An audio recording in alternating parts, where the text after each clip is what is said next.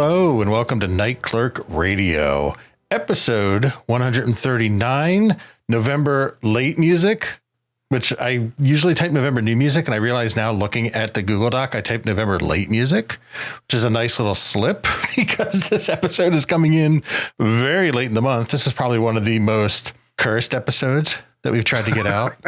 Just a comedy of misschedulings and errors and family stuff and people traveling. So, like, full disclosure, we are shooting. It's a fucking audio episode. We are recording this. See what I mean? This is gonna be the whole day. Yeah. We are recording this on Black Friday, day after Thanksgiving, and boy, we'll see when we will see. I'm gonna shoot to get it out in the month just for funsies, just to see if in we a can. Month, or maybe at the end of the month. Okay, at the end of the month. Yeah, but in the month, rather. Yeah. Not within a month, but in the month of November. So maybe a rare. I wish, yeah, it's really bugging my my desire to be organized. I don't like to say OCD because, like, I don't like to self-diagnose shit. But, like, I was like, God damn, I wish there was one more day in November. So the last day in November was just a Monday to release on anyway. There's going to be a rare Sunday release, I hope. Or maybe a Monday, December 1st release. Who fucking knows? Anyway. This is a new music episode. Ross, how you doing? Did you have a good? I'm doing great. I know you had a good holiday. I have to pretend for the audience I didn't just talk to you about Thanksgiving for 15 minutes. Yeah. I had a lovely Thanksgiving with my parents and my partner Maddie, and lots of turkey, awesome. lots of food, pumpkin pie, all the fixins, and lots of leftovers. Honestly, that's the biggest thing for me about Thanksgiving is yes, family and love and all that is great, but like having a fridge full of leftovers so I don't have to cook for a few days. Transcendent. I love it. Especially because, like, you know, my family doesn't really eat that much anymore like when we were younger. So I just leave nowadays with, especially this year where we do like a more traditional Thanksgiving versus some other years we do like non-traditional, depending on what family's around in town. So yeah, just walking out of my parents' house with like 3-gallon Ziploc bags of like turkey and oh my God stuff. Just like I didn't get that much, but yeah, just so just like, well, you have to make a lot of soup or something, a lot of sandwiches. We'll see how we'll see how long the joy lasts. But I don't know, maybe I'll eat it all today like a degenerate. Oh my God. I know. It is a day of consumption. It is Black Friday. So it is Black Friday. Yeah. So, hey, new music, though, like we usually do some shout outs. Mm-hmm. So I guess I'll go first. I think you went first last time. I guess. That sounds right. Yeah. That sounds right. All right. So let's do some shout outs. I want to start out by shouting out an event. Now, some of these shout outs were written last minute. And one of these, particularly this one, was written weeks ago when I planned to record this, but it's okay. It's okay to do a late shout out because you got to get over FOMO and you got to get over doing stuff immediately. But I want to shout out Vaporwave, which was a Vaporwave charity event held a couple weeks ago by largely organized and hosted by Quiz. It appeared on the Hot Takes Twitch channel, and it's a whole day of just visual sets from some of the best people working right now in the genre. And they raised something like, I think after merchandise, it's like $4,000 or $5,000 for Palestinian mutual aid. Oh, awesome. Which for a like niche genre to come together and raise like that much money. And this is like the third one. So I think it's like $12,000 or $15,000 total, maybe like 10 to 15 that they've raised for this cause. So much work. So incredible. Get a bunch of sets from artists, and then the cool thing is they start to like trickle out, you know, as those artists release their sets on YouTube and Bandcamp and SoundCloud and everything. Love seeing these charity events. There's a ton of them in Vaporwave. They're great. Hope we keep doing them. I hope we have the means to keep doing them. Definitely go check out artists' sets from this. I have to do some digging, but I'll see if I can put some links in the show notes. But if not, like, just go look at the set list and then go look at those artists. And I'm sure they put stuff out somewhere. Just my very imprecise last minute shout out. Nice. Yeah, that's a lot of fun. And I do love me a good visual set from a good artist. Yeah. So yeah, big enjoyer of those. So my first shout out is a documentary, which came out in 2016, but I just watched it recently. And I think it's would be an interest to our listeners. It's The Man from Mo Wax, which is a documentary, feature-length documentary about James Lavelle. You know, DJ Shadow is one of my favorite artists of all time, perhaps my single favorite musical artist. And early on in his career, he collaborated with James Lavelle, like helped discover and produced Introducing as an album. And James Lavelle is best known for being the man behind Uncle. If you listen to Science Fiction, the one that DJ Shadow was on, it was a huge hit in the late 90s. And I had a lot of people, Tom York was in it and just a bunch of other artists. And there were several other Uncle albums after that. And so it's a very typical like rise and fall and rise again of this artist. And the thing is, James Lavelle was a DJ who started up his own record label, Mo Wax. And so he's more of an A&R man, but he wanted to be in the studio and wanted to make music, and very talented DJ, of course. And so, he was dependent on collaborating with all these other musicians. His ego got in the way of this. And so DJ Shadow left after the first Uncle album, and the Uncle albums went into more rock direction, and they didn't sell nearly as well. And of course, Uncle is also known for the sheer amount of merchandise that came out, sneakers and vinyl figures and prints and t-shirts, and it was everywhere. I found out about Uncle through Napster and, MP3 file sharing. So I had no idea of the context. It was this huge popular album in the UK. So it's interesting to see the other side of a name that you only knew from file sharing and pirates, and only because of the association with an artist, DJ Shadow. It's just really interesting to see this guy's journey going from being this prodigy DJ to, having a hit album, to falling. And of course, right after Science Fiction came out, file sharing services started eating into physical media sales. And so in streaming hadn't taken off yet. And so artists were just losing record sales in general, but his albums were not, after Science Fiction, were not well reviewed. And yeah, it's an interesting insight into the look of, the rise and fall of trip hop as a genre, because he kind of popularized it with Introducing and Science Fiction. Mm-hmm. So it's just a really interesting documentary, about a particular era of music that I'm quite interested in. Cool. All right. So I'm going to move on to my second shout out, which is we're getting into film for the last two. These two were kind of just thinking about things what am I thinking about working on recently? And somebody in our Discord posted about Hong Kong cinema. And I was like, oh, let's shout out some recent Hong Kong cinema I watched. So a couple months ago in our movie night, we watched all of the In the Line of Duty film series, which is anything that runs for 9 entries, hit or miss. So I'm going to very specifically at least shout out the first 2 to check out, which is Royal Warriors. Sometimes it's called In the Line of Duty. Sometimes it's called Royal Warriors. I think that's what it is on Prime. And then Yes, Madam, which is In the Line of Duty 2. And these movies are first of all, they're just great Hong Kong action cinema, late 80s Hong Kong action.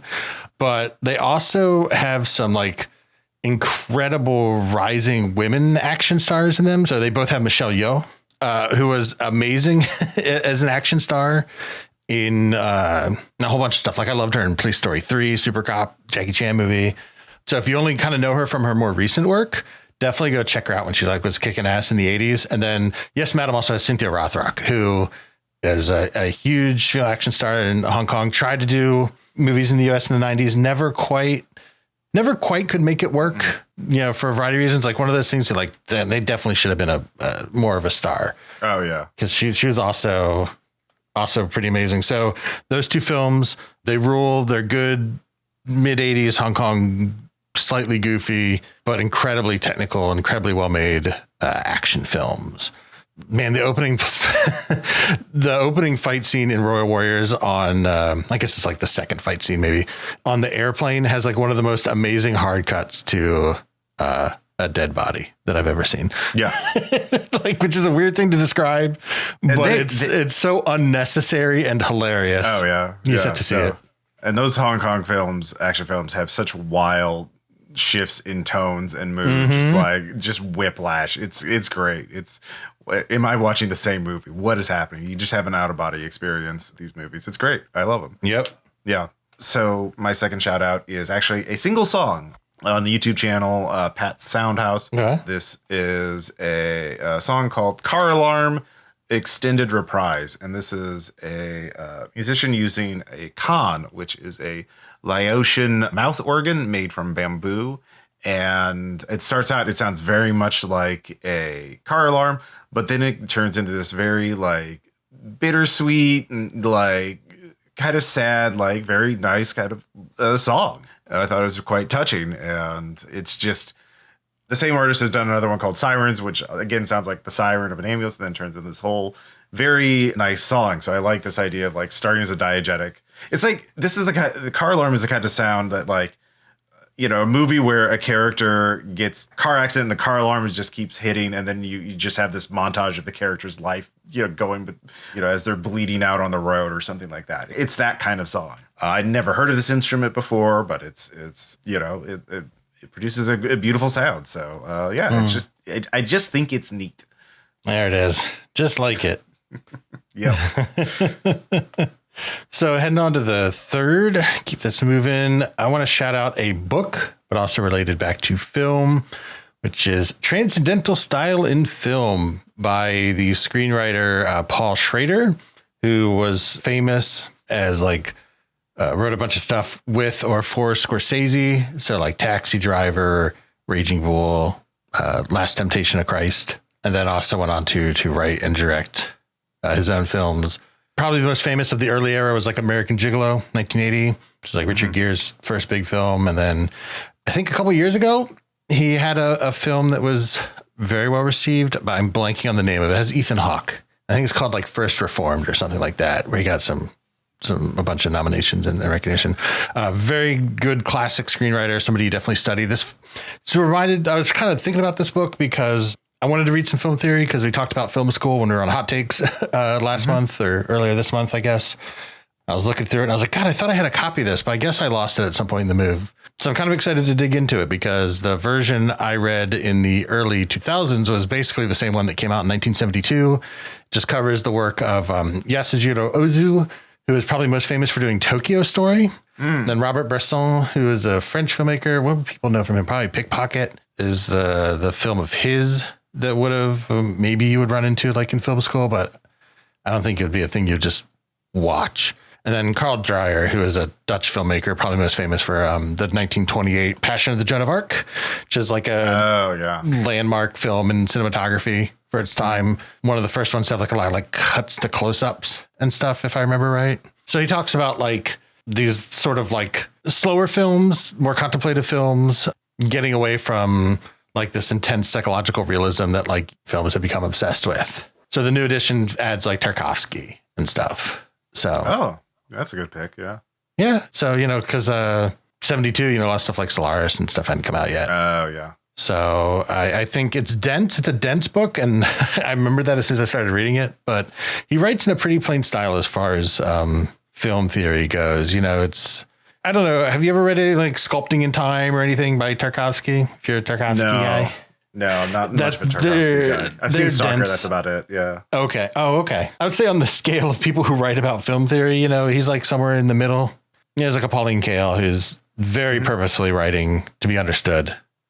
This is dense, but still trying to be clear. And then I don't know if they count as film theory, but I do kind of love those dumb. Well, they're not dumb. Sorry. The Deleuze books on cinema. Cause it's like, he's trying to like hardcore, like French metaphysics, but for film. And it's interesting because he was like obsessed with editing and image and everything. This seems like the kind of book you would have like the movie open like on a TV, like on a Blu-ray or whatever, and just like pausing and rewinding as you read certain sections. Like, I don't think it would work if you hadn't seen any of the movies, but like Tokyo Story is like a perennial banger. It generally hits with a lot of people. So nice. Yeah. I mean, if you like dense film theory, it's, it's up to you. Whomst amongst us does not love. Whomst amongst us does not love boring, dense theory. Yeah. Yeah. Well, I mean, it's that or Quentin Tarantino's book on film, which is also amazing, but for completely different unintentional reasons. Yeah.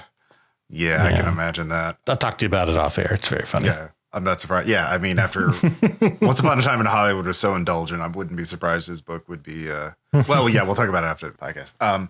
But speaking of film, my last shout out is the new form of education these days, a video essay, which I know Birk loves. Why movies don't feel real anymore.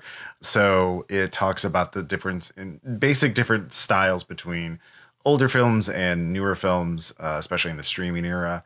And it goes basically, older films had no choice. The thesis of this essay is that older films had no choice but to like ground their films in reality to some degree, like having wide shots that were in deep focus so you could see what was happening on in the background. But like movies, especially made now, are use green screen, and basically they shoot these films in such a way that they can edit them and change dramatic things in post-production so that they don't have to like make any decisions while actually filming, right? And so like you have a lot of like medium shots with a blurred background or a lot of close-ups, and they don't feel like you're perceiving it. There's again no grounding in reality to like the basic senses. Things don't look like even not just like how they're shot, but also like what is shot. Like the newest Jurassic Park movie, Jurassic World, or whatever it is, you know, they don't just go to an exotic location, but they use CG to make the background look even more fantastic. So this island looks, you know, grandiose. The waterfalls are even deeper, the mountains are higher, and the jungle's denser.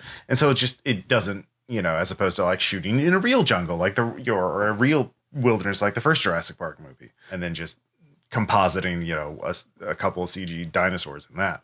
So I find it interesting as a hypothesis of why new movies don't, you know, look as good or like seem as real or as interesting as older films. Because yeah, like if you look at a, you know, Indiana Jones film, like a big wide shot would show everything in focus so you could see all the extras, you know, digging up, you know, at this archaeological site or whatever. But like now, all the wide shots of a, you know, Marvel film are like, you know, a brown CG slurry of like artificial things. You know, it's just background noise. It doesn't look real. Yeah, there's definitely a lack of palette. I mean, I've talked about this where like everything has been moved to shoot basically like one of 4 cinema platforms. Mm-hmm. So they all look the same versus like a wide variety of film stocks you used to shoot on. So everything looks the same, and then everything just gets graded kind of the same, mm-hmm. unless it doesn't, then it really stands out. So like, you know, something like Fury Road, I don't know why that stands out. I don't know why that's the example that popped into my head. I think because it was used as like an example of like color grading in Resolve or something when I was doing Resolve tutorials. But it's in my head. So yeah, I think like there's just a flattening and compression of style. And like even people who are like somewhat independent artists, like who make movies I like, stuff still gets trapped looking the same or like dark. I also think that we've moved really fast on HDR, and HDR is not as standardized as people think. Oh. So you can also have stuff that's like mismastered for like the wrong HDR standard, and it'll come out gross. Like with way too much like power in the mids, like you ends up all weird. But some shit's just dark. Like a movie I love, like Weapons. Like so much of Weapons is like needlessly dark. Like light films again. That's my argument. Give me a rim light. Give me subject background separation like that. Oh, yeah. I think there's a lot of stuff. You know, I think there's a lot of like just focus group algorithmic trending towards what we know works. Especially for like big films, it's cheaper to do that. If you do too much specific lighting in like a green screen shot, then you're locked in post in what you can put in. Whereas if you kind of shoot everybody flat, you can put whatever in. That's it. Yeah, they don't make decisions during filmmaking. They wait until yeah. What you kept talking about. Yeah, sorry. Yeah. The stuff like that. Like, yeah, it's disappointing. I don't know. Movies are my one old man thing. Like that's my boomer shit is the way we make movies now. Yeah. It's fine. Well, you're not alone. This video essayist agrees with you. Another thing is also just invoking other senses, like having close-ups of people touching or feeling things to evoke this sense of touch. Like I rewatched Deep Red, you know, Dario Argento's masterpiece last night, and like the sheer number of close-ups of like someone sweating, you can see a bead of sweat go down their face to represent how scared they are, or you know, things that emphasize the sense of sound, or hearing. And these kind of close-ups and these kind of like emphasis of reality of senses is kind of lacking, because again, everything's made to look the same because it's better. It just gives the producers more control in the end to put it all decision making until this post, and where the people with money get to determine, not the director. So I thought it was an interesting point, and I can. Yeah, I'm going to be watching new movies like, oh, can we see what's going on in the background, or is it just blurred out again? Yeah. Okay, yeah. Well, I'm glad we're having a long, fruitful discussion about not the topic of the episode on an episode I want to have a short turnaround on. This is great. We should just drop the concept of topics altogether. Just become morning radio talking guys. Shock jocks. Yeah. Zoo crew. Yeah. Morning zoo crew. Yeah, exactly. We always talk about doing the zoo crew. Yeah. We need the soundboards. We can get those up and running. Yeah. Back. Yeah. Bring it back. I got to dig up my little Elgato Stream Deck and put some sound effects on it. All right. Fuck it. Let's get to some new music.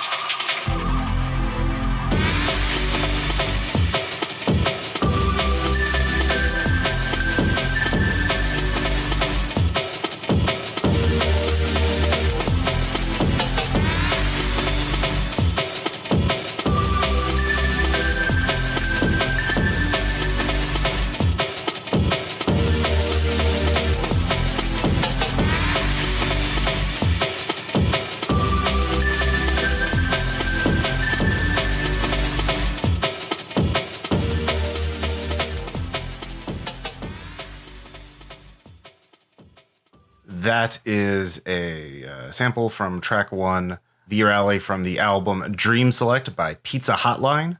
This is a banger of an album that is the Venn diagram of drum and bass and vaporwave. So it was, if there was ever an album made for me, it is this. It is a short 7-track album of PS1 era video game nostalgia, as the liner notes describe. Pizza Hotline has been in a couple, I think at least one compilation album we've reviewed before. I'm blanking on which one it is, but they've been putting out a lot of really interesting EDM type music. And I like this album too, because it's sort of a good representative of this sort of atmospheric or chill drum and bass genre that I'm seeing a little support of. So the nostalgia cycle has moved forward since Vaporwave has started. It's no longer the 90s as much as it is the early 2000s. And the early 2000s are the home of clinically cool and smooth, fast electronic music in your video game console of choice. Whether it's the PS2 or the Dreamcast, you got to have something slick and cool sounding for your pause music, your level select music, and or just anything in your racing game. You know, we've already talked in previous episodes about Jet Set Radio, but that's a little too funky and individualized for this. Yeah. This is so atmospheric, so chill, so cool. I love it. So what did you think, Birk? Oh, yeah, I dug it too. I agree that, like, I couldn't find where we had talked about Pizza Hotline before, but I agree that, like, they have definitely come up in some capacity on some compilation. I don't know if it was around like 2022 when Level Select came out. Maybe we talked about, because I remember listening to that album. Yeah. But at the time, I don't think I was as into like D&B breaks EDM as like maybe the last year. I've had a growing appreciation for it and tried to branch out and listening to more people who do like vapor breaks. That combined with kind of connecting it back to an era of games, which I played a lot, you know, probably late 90s, early aughts was probably the like strongest overlap between tons of times to play games while still being like a semi-formed adult who could like engage with the media and not just press beep boops in Super Mario Brothers 3 or something when you're 10, you know? So it's definitely one that stands out to me. And we've talked about before loving this genre of like, I call it Dreamcast breaks of late 90s, really early aughts now, like you were saying, era of beats, you know, really driven by consoles starting to have access to CD audio instead of like chip tunes on a cartridge. Even though like Nintendo 64 had like an amazing sound font and like there's a ton of great soundtracks from that system in that era, it was really, like the PlayStation, the Dreamcast, where you really saw the rise of this type of music because it was just easier to put it on the game. So Level Select, like I said, I went back and re-listened to it. And I liked it a lot more now than probably in 2022 as part of those evolving tastes. And I really liked this album. It's one of those things where it's like perfectly evocative of what it's trying to do. You know, like you said, racing games. I think like probably Wipeout or something is the like a big touch point for this, but there's others, and kind of right from that intro, that opening track you played, you have those like big slow attack chords that come in, and that's like your menu fading up, and those menus always had like NPC races in the background under them, cars driving around. I think like Gran Turismo is like another example. And so you can totally see that like main menu with the cars racing in the background, because it kind of eases in before the drums come in. And then same with track 2 being a continuation of like the level select, where it's like a little icy. Yeah. It's like smooth and kind of chill, and like trying to pick which track I want to race on or what car I want to pick. Yeah. It's very, very menu-y music versus one thing about this album that I really like is, and they mentioned this in the show notes, in the liner notes for this album, is that Pizza Hotline used dated 90s sample CDs and hunting through to find the like era accurate, because like those bird calls in track 1, like that is such early 2000s like sound. I love it. So yeah, getting like doing the research and really getting into like that era, but also like making it more modern in terms of its the structure of the breaks, and it's again very dreamy. And I all of these consoles in this era around the Y2K era, they all wanted to be futuristic and sleek and like representing like modern artificial materials and like nothing real, nothing based, like chrome core, very plastic, very metal, and like this is the kind of music that represents that. But there were still some really bits that let's play a second sample.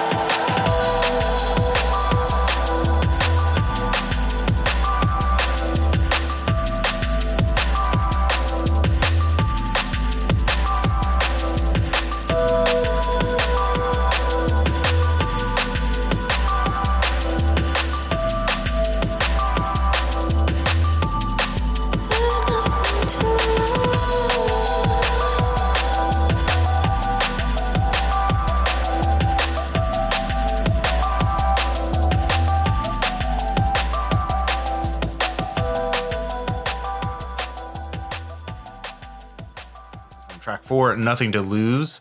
And I love track 4. I think it's my single favorite track because I am a sucker for good vocals. Yeah. And I love this blend of drum and bass and singing.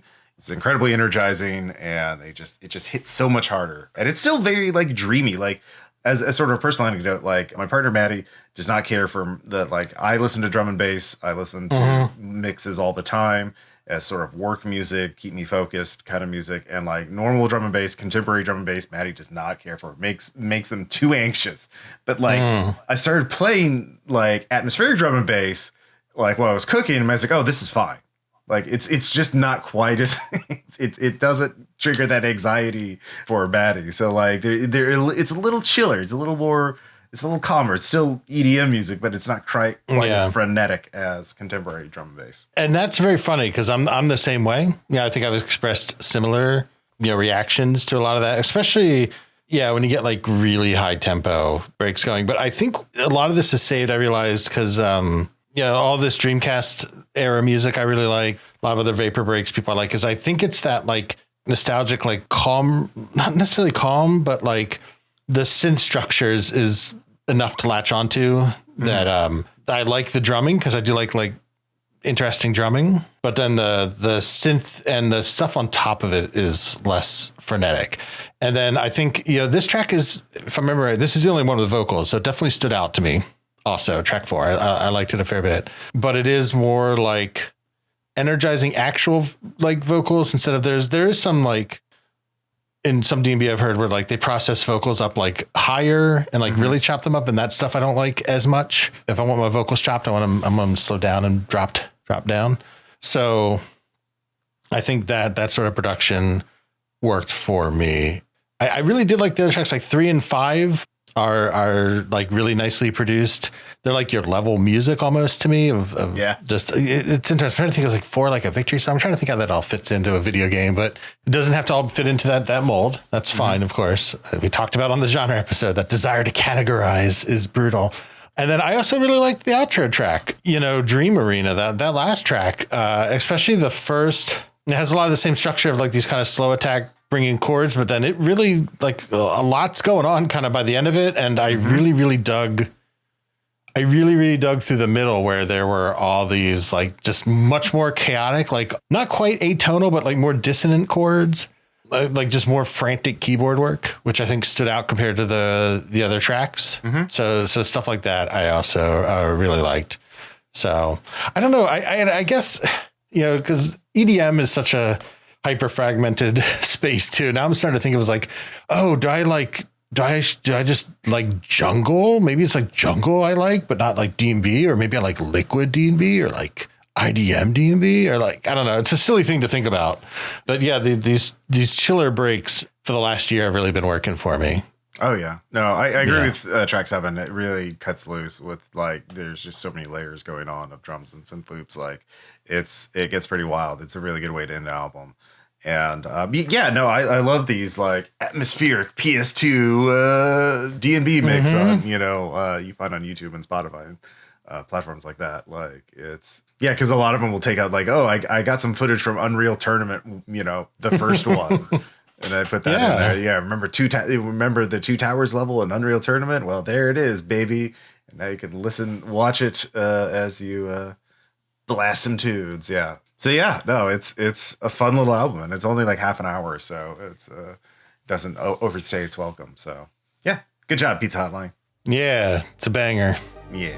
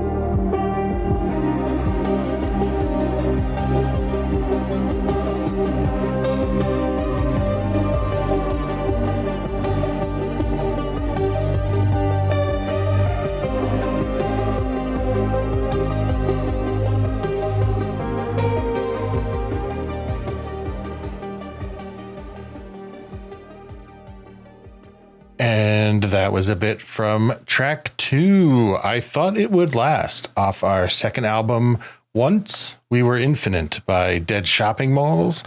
So the way I found this album was just I knew that this would be released the week of Black Friday. Like if we had recorded on schedule, as previously mentioned, it would have come out the Monday before Thanksgiving. And I was like, I want to see what's up in Mallsoft, because we haven't done Mallsoft. I haven't really focused on Mallsoft in a while. We haven't done like consumerism in a while or anything like that. So I just was digging around like stuff tagged Mallsoft stuff. And honestly, I was sort of drawn in initially by just the photography, this artist. So the Dead Shopping Malls artists, they don't have their own Bandcamp that I can find. Like if you quote search Dead Shopping Malls and like Bandcamp, the fourth link or something is our Bandcamp collection where we bought the album to have it on the show. So and then if you just search like Dead Shopping Malls, it's very hard from a search engine standpoint, because there's so much just like liminal stuff, or like /r/dead malls, or or like other albums with that name. Bad SEO, man. You should rename your band. Yeah. No, don't listen to him. But I saw the artwork. It's really photography. It's just some of my favorite, which is just like bleak architectural black and white. Very grainy. Very good. Very grainy. Very geometric. Concrete, but not quite brutalism. I have a bunch of like photo books of like Eastern Europe and stuff, kind of some of the same stuff. So I was like, okay, we'll see. It takes 2 seconds to listen to a track. And I was very surprised by what I heard, because my brain was totally like hyper narrow focused on Mallsoft of like music in another room type stuff. And this is very like chill dream pop, like a lot of like synths and like muffled drums, a ton of arpeggiators all over the place, like very similar in that feel of that like Berlin style of like a lot of arpeggio driven melody. And yeah, I just was like, oh, this is interesting. I really like it, and we should talk about it because it's completely new. It's completely novel to me in terms of like band. Yeah, it's a very warm and like album to me. Like the synths just feel very warm and driving. Like it's got these. I had these feelings of longing and like almost desperation in a lot of the tracks. But it also reminded me like this retro future thing. Like I hate to say it, this I would totally fit as like a soundtrack for Stranger Things, and I you know, but like that style of show, you know, very science fiction, sense of exploration, sense of movement, and it's. Yeah, I would not if you just played this for me, I would not have characterized this as Mallsoft, but it still has that retro future appeal to it. Like, I quite loved it too. It's the kind of album that you can just put on and just really get wrapped up in its emotional journey. So, but yeah, warm is the single word I would describe this more than anything. Yeah. I can agree with that. It's interesting because we talk about like shortening nostalgic cycles, but like almost that like warm chill wave set against kind of this retro futurism that they're concerned about. Cause this is a 2-part project. So this is the second album, and they had a Future We Forgot was the other album that came out very close to each other. They came out within a couple months of each other. So I think there's something they're working on for a long time, and it just ended up being like a double album. Because they're very similar in style, and aesthetic and everything. Like there's almost like this weird nostalgia for like, it's not really nostalgic, but I got thinking about some of the first kind of chill synthwave that I listened to in like 2012 through 2014, which some of it I talked about before, like Laserhawk. Oh gosh. And there's like a visual track. I think it was called Cool Breeze. I've talked about it before, but it was just this sort of warm kind of like chill, nostalgic synth piece set to like 60s era, like Soviet space propaganda of like how we're going to conquer the stars and like, you know, look at these people on their space station in the future and everything. So I think that sort of, you know, that aesthetic really worked for me. And then, you know, all the track titles kind of, you know, reference sort of a combination of like a forgotten past and like a stolen or robbed future. So it's just something we haven't really talked about much in a while. So I think it was a really nice revisit. So give me a second here. I'm going to pick another track here because I thought it would last, which is track 2, is one of the kind of chiller tracks, like a little more down tempo, a little softer. But there are also tracks that are a little more, have like a little bit more going on to them. So I'm going to actually call an audible on my show notes, and I'm going to play a bit from track 9, Some Summer's Stay.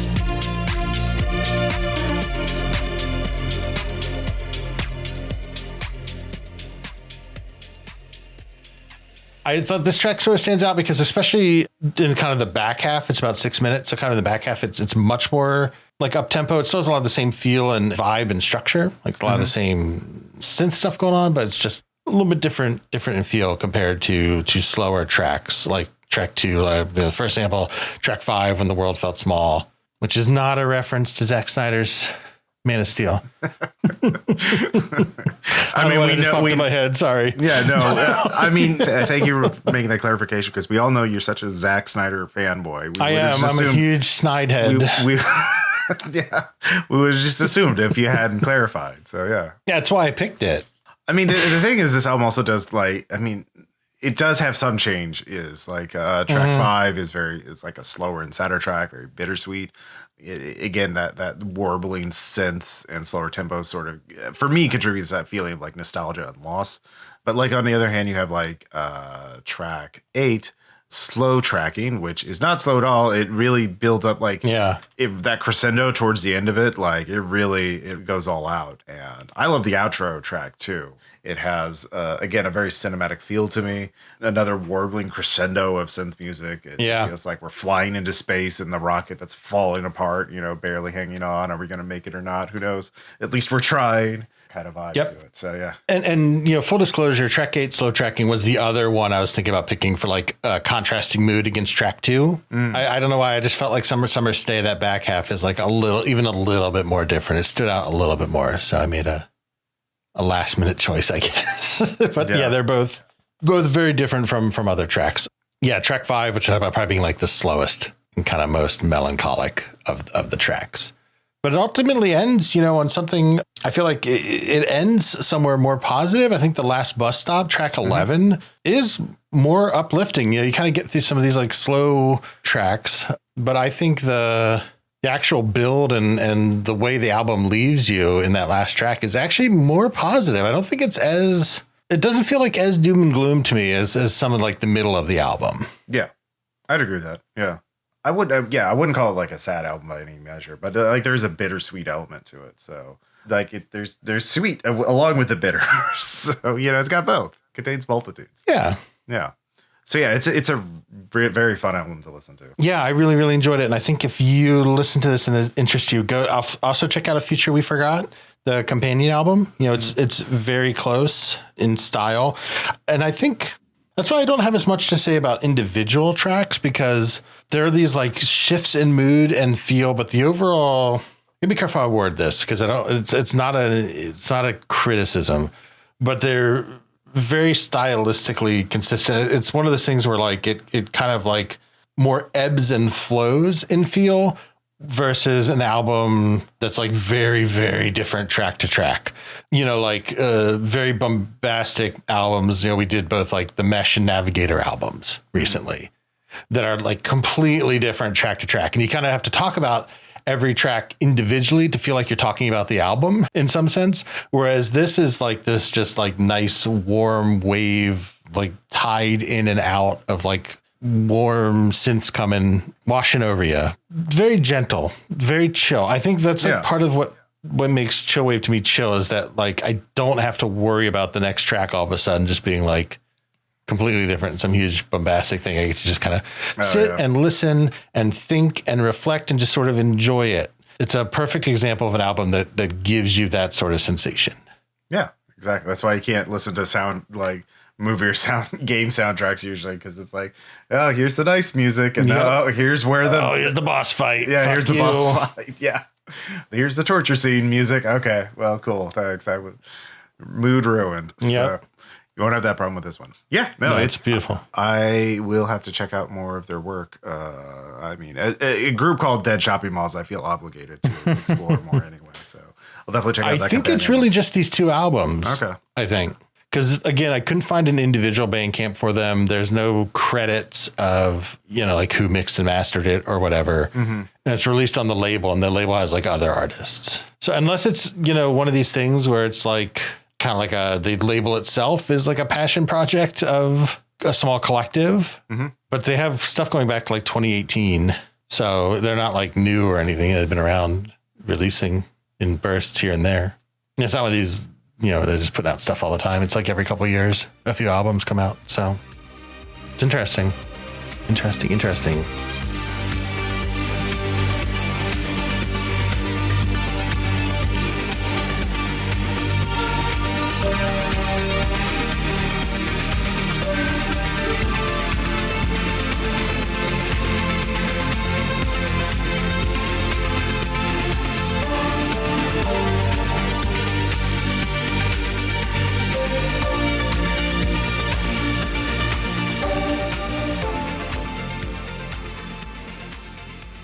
Thank you so much for joining us and checking out some November-ish new music. Hope you check out these albums. Let us know what you're listening to this month. Call to action, engagement, content.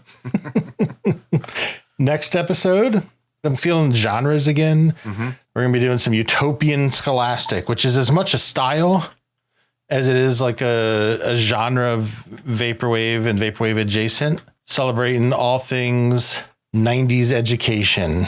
It's one I've been wanting to do for a while. I think it'll be super fun because it's a really interesting genre and to me. So I'm super excited to do that. Yeah. No, I love me some Encarta ass music. Fuck yeah. Yeah. Fire up your CD-ROMs of Encyclopedia Britannica. Gonna learn all about whales. Yeah, we're gonna ecosystems. Yeah, it's gonna be great. Yeah, we're gonna hit up them all, and we're gonna go to the Imaginarium, get some toys. Yeah, the Discovery Zone. The Rainforest Cafe for Borgar attendees. Hell yeah. Fuck yeah. Join us for that. Hey, if you like what we do and you want to check out more of it, we do have a Patreon, Night Clerk Radio at patreon.com. We got bonus episodes, a Discord community. You can hear me talk about Star Trek for an hour. It's everything people want, Ross. Yeah. That's the three. That's Maslow. That's the modern Maslow is bonus episodes, Discord, Star Trek. Mm-hmm. Stand by that. Other social media, if you're into that sort of thing, probably the big one would be Blue Sky these days, Night Clerk Radio Blue Sky. Sometimes I remember to check Instagram and other things, but if you send me a nice message on Instagram, I'm very sorry. I just don't check my social media very often. So you can try that. There's nightclerkradio@gmail.com. If you want to talk to us, no, just nightclerkradio.com itself. Mm-hmm. You can find Ross also on Blue Sky at Ross Payton. And that's about it. There's allegedly a Facebook. We don't pay attention to it. You know, promotion's overrated, Ross. So, yeah. I only have so much self-promo energy in me, and I know. I'd rather you use it on, yourself. Yeah. This show is just a fun little project. It's a fun little project. Great that people support it. Yeah. I love doing it. Yeah, same. But I'm not going to kill myself self-promoting it. Yeah. In a complete reversal of that last sentence, wherever you do choose to check us out, it does help to hit the rate, the review, whatever little algorithmic signifiers on there. Comment. Whatever you're into, or don't. I don't care. All that matters is that you're out there, you're building community, you're talking about music and art that you like with other people, finding cool people who treat you well, and make friends. Take enemies, turn them into frenemies. Yeah. Do what you got to do. Hit them with some banger chillwave and Dreamcast breaks. Hell yeah. So thank you once again for checking us out, for listening, to staying to the end. Really appreciate it, and we'll talk to you next time. Bye. Bye.